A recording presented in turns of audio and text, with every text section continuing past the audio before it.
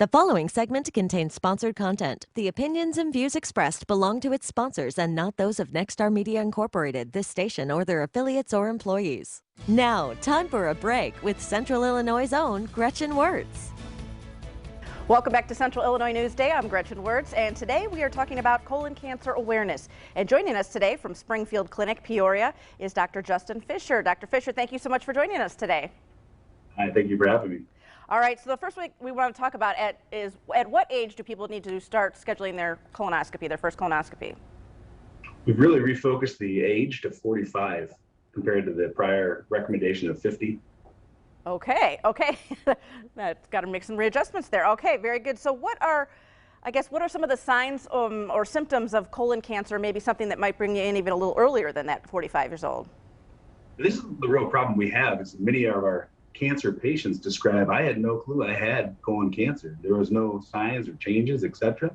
And so the problems is the signs don't happen until you have a more advanced stage. But things we look for are changes in bowel habits, constipation, sometimes even loose stools, abdominal pain, and also blood in the stool is a big indicator.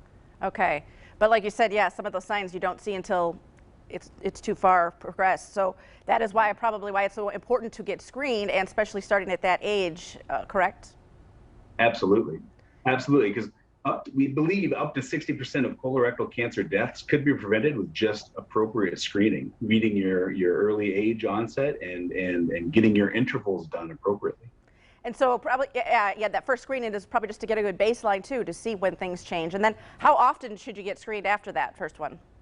That's when it comes down to what we find. If we find you're making the type of polyps, the precancerous, the adenomas, then you're going to get more frequent screening. Also, if you have a family history, you'll get more frequent screening of colon cancer.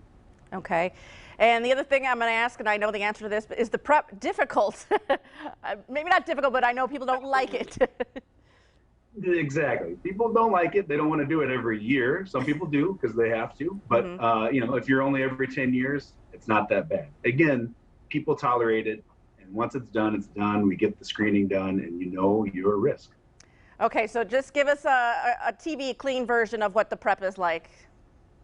Absolutely. You start the day prior, along with drinking only clear liquids, stuff we can see through that's not going to interfere with the results.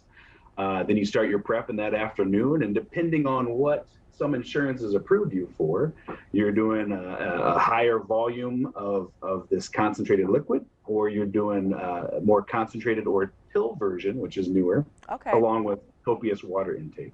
Okay. And then the procedure itself, can you tell us a little bit about that, how that goes the day of?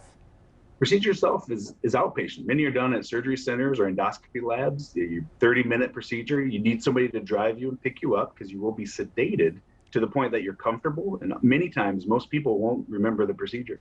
Okay. And then any pain or anything afterwards, or what's the worst thing afterwards?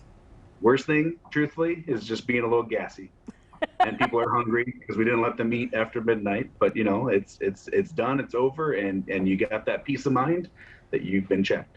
And how soon can you get results, or how soon do you talk over results with patients after the procedure? Many times, if we're right afterwards, if there are no polyps, we're discussing with family members or the patient themselves if they remember when the medications weren't off.